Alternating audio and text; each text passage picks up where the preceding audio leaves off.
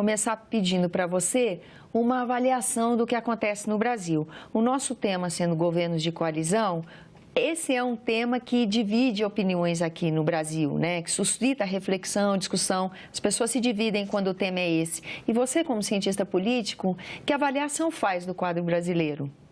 Obrigado, Tânia, pelo convite. Veja, esse conceito de presidencialismo coalizão e a realidade atual é uma coisa, um tema de estudo que tem mais de 30 anos sendo feito, mais de 30 anos sendo debatido com prós e contras, e 30 anos que escutamos mais ou menos que argumentos opostos o tempo todo. E, na verdade, uma coisa que tem sido ressaltado, mas não com muita evidência, é que uma coisa que sim que é relevante é de ver que os governos de coalizão no Brasil, mas em geral, são bastante estáveis. Se você vê como funcionam os principais governos de coalizão que tivemos aqui, deixando de lado o último governo de Dilma, são governos que se mantiveram sem grandes transtornos, sem grandes problemas, com uma base parlamentar mais ou menos fluida, ou mais ou menos estável, mas que não tiveram grandes transtornos nos últimos 30 anos. Claro, deixando de lado o caso de Dilma, como falei. E uma coisa que é interessante de ver aqui, que nesse caso o Brasil não é diferente dos outros países. Uma coisa que aqui no Brasil, quando a gente conversa com colegas, ou inclusive com analistas políticos ou jornalistas, muitas vezes eles esquecem que essa coisa de presidencialismo coalizão é uma coisa que existe só aqui. Uma coisa que existe em outros países. O Uruguai teve uma grande história, Chile faz 90 anos que não tem governo monocolor, ou seja, que só tiveram governo de coalizão, e nesses países é a mesma coisa, os governos são bastante estáveis. Um dos aspectos que torna isso é a necessidade de conversar o tempo todo com suas bases e achar uma maioria. Mas é representativo e, sobretudo, é bastante interessante analisar essa dimensão que tem sido esquecido, de certa forma, porque o trauma da Dilma, porque o trauma do Collor, mesmo que o caso do Collor não fosse um verdadeiro governo de coalizão, faz de que as pessoas sempre tendem a ver o lado ruim da história, né? Sempre tendem a ver que essa coisa terminou mal, foi difícil e tudo isso. Mas, em termos concreto, na prática, esses governos são bastante estáveis e bastante contínuos, né? Uma coisa também que temos aqui no Brasil, que não temos tanto nos outros países, são também a continuidade dos mesmos partidos, né? Uhum. Mas a principal característica que eu diria é realmente essa estabilidade dos governos, coisa que não é tão comum lá fora, entende? Particularmente entre os sistemas como o sistema parlamentar ou semipresidencialista, em que observamos uma maior grau de instabilidade ou de quebra ou mudança de governos. Aqui não acontece tanto. A questão dos partidos, como eles se convivem no Brasil, distorce essa possibilidade de coalizão? Então, tem duas temáticas lá no meio. Primeiramente, você mencionou com clareza essa coisa de tantos partidos meio que com dificuldade de identificar, torna já o sistema presidencial complicado, então o sistema parlamentar nem que falar, porque aí, com as mudanças o tempo todo de posição, tornaria a coisa mais complicada. Mas, se a gente pensa no argumento na raiz, né? Que esse argumento de que com o sistema parlamentar a queda do presidente, um presidente impopular, um governo impopular seria mais facilmente substituído. Não é traumático como é no presidencialismo. Exato, né? Basta de ter uma moção de censura e daí passamos a outro governo, sem necessariamente recorrer a novas eleições, mas basta de que se forme um novo governo. Efetivamente, no papel parece atrativo, não tem toda essa coisa, esse bafafá que eu vejo aqui.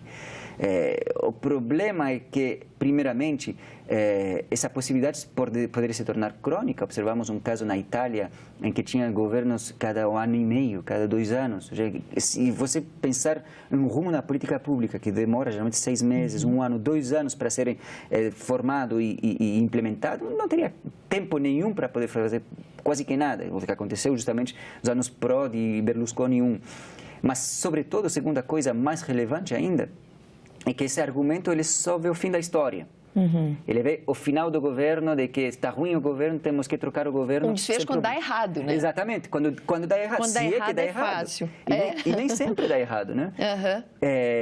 Mas ele esquece o início da história, né? Toda a história de amor tem, antes do divórcio, tem o casamento, tá certo? E antes do casamento, inclusive, tem o namoro, certo? E, em realidade, quando você pensa nesses governos de coalizão, em sistema parlamentar em particular, mas até aplica em sistemas semipresidenciais, é que esse namoro, para chamá-lo assim, ou esse casamento, muitas vezes ele não se identifica. É como se dizer, você não sabe com quem vai casar, mas vai durar. E se não dura, não vai doer. Tá?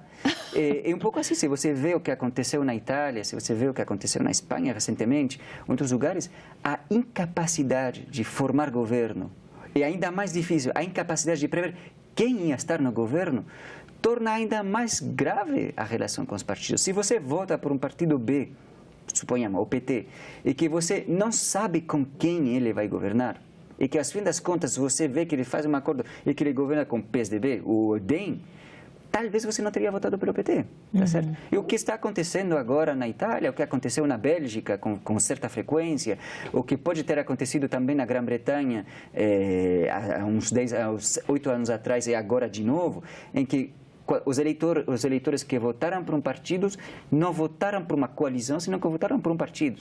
E muitas vezes o governo que se formou, por falta de maioria, outras coisas, tornaram sócios que teoricamente não deveriam estar juntos, que nem aqui DEM e PT teoricamente não iriam juntos. Um elemento que torna mais difícil as barganhas e os acordos são, primeiramente, o número atomizado de partidos, particularmente nos últimos anos. Se a gente pensa lá atrás, o governo Fernando Henrique e primeiro o governo Lula, não tinha tantos partidos. Tinha uns 10 partidos por toda a Câmara, ou 12.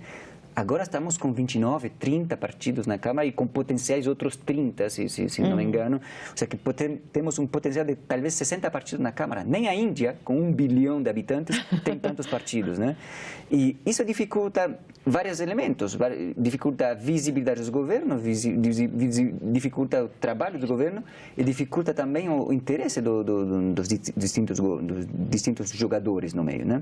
Quanto mais envolvidos no meio, involucrados, mais difícil satisfazer todo mundo. O que seria bom o eleitor levar em consideração na hora de votar, tendo em mente de que essa relação entre esses dois poderes depende da composição do Congresso, né? Então, tem duas coisas que se pensar e uma análise complementar, né? Primeiramente, efetivamente, seria de se esperar que se o eleitor fosse o mais racional possível, ele votasse para presidente e para senador o deputado o mesmo partido ou a mesma coligação. É de se esperar que isso aconteça. De fato, se a gente vê nas eleições passadas, tem certa correlação àquilo. O que acontece, no entanto, nesta eleição é justamente uma coisa que quase que inédito nas últimas eleições, é que a maioria dos candidatos, e particularmente os candidatos com maior intenção de votos, que seriam o Bolsonaro atualmente, o Ciro Gomes, a Marina Silva e o Fernando Haddad, todos esses candidatos, eles não têm coligações fortes ou grandes. Tradicionalmente, se a gente olhava para trás, os grandes polos tinham coligações sólidas e consistentes. Né? Agora, o único realmente que arrecadou uma coligação forte, até super numerosa, é o Alckmin. Então, é de se esperar que, talvez, por primeira vez desde a volta à democracia, tenha uma atomização completa do voto para presidente e da Câmara, do Congresso. Né? Já o senador é um pouco diferente, porque o voto para senador é um voto mais maioritário, portanto, é mais fácil identificar quem é quem. Enquanto, no caso da Câmara, como são grandes coligações, um voto atomizado através dos votos de lista aberta, ou seja, sistema proporcional de lista aberta, é de se esperar uma certa incógnita de como vai ser a Câmara. E, de fato, se você vê todas essas análises da Datafolha, Ibope, tudo isso, eles não nos mencionam quem são os candidatos em cabeça, basicamente nos dizem que quem poderia estar no segundo turno e até agora que todo mundo ganha contra Bolsonaro, mas ninguém nos diz como vai ser essa Câmara, quem vão ser os integrantes dessa Câmara.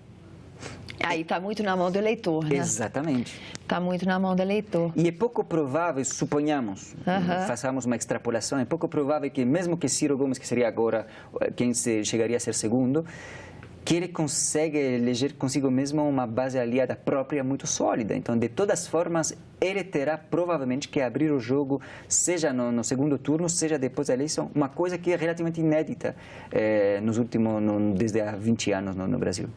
As consequências a gente vai ver daqui a pouco. Eu queria agradecer a sua presença aqui nos nossos estúdios. Muito obrigado, Tânia.